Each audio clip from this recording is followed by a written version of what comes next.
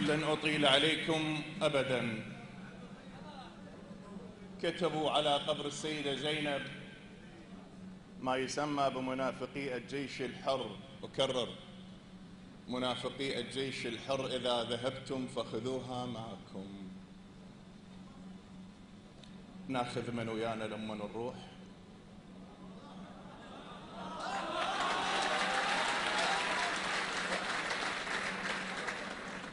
زينب ما تجي إلا بكفالة.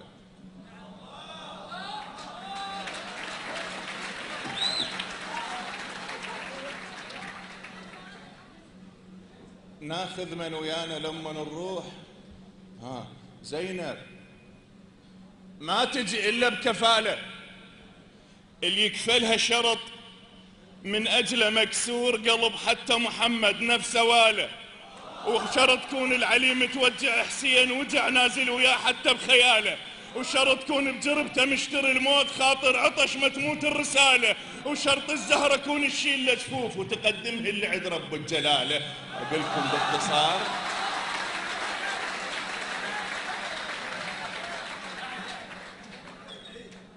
ناخذ من ويانا لما نروح.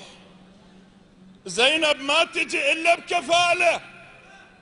الكافلها شرط من أجله مكسور قلب حتى محمد نفسه واله، وشرط تكون العلي متوجع حسين وجع نازل وياه حتى بخياله، وشرط تكون بجربته مشتري الموت خاطر عطش ما تموت الرسالة، وشرط الزهرة كون الشيل لجفوف وتقدمها اللي عند رب الجلالة.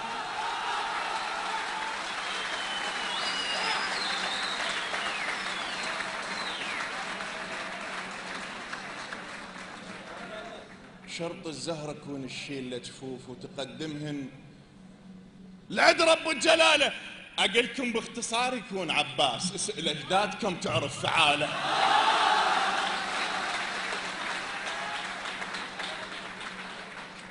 شرط الزهرة كون الشيل لجفوف وتقدمهن لعند رب الجلالة. أقلكم باختصار يكون عباس. اسأل أجدادكم تعرف فعاله. الجيش الحر حصيلة عسكر الشام لابو سفيان مرجح السلالة، نفس المنجنيق الهدم البيت القبر زينب يريدون انتقاله، مقابر آل أمية.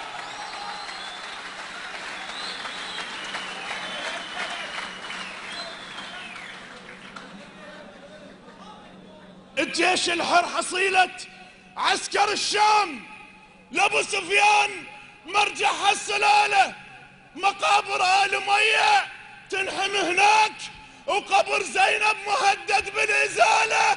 زينب بنت علي المشرف الشام بدل ما تشيلها شيل الزبالة.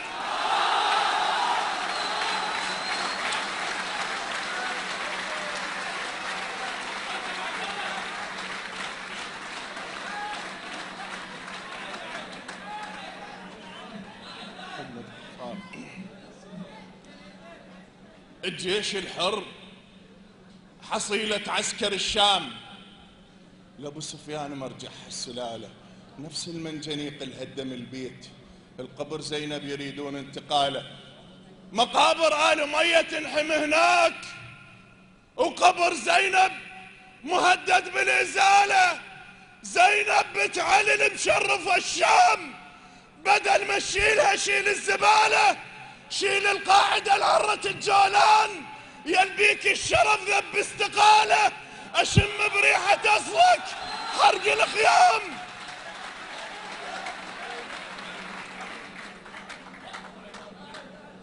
مزابل آل أمية تلحم هناك، وقبر زينب مهدد بالإزالة.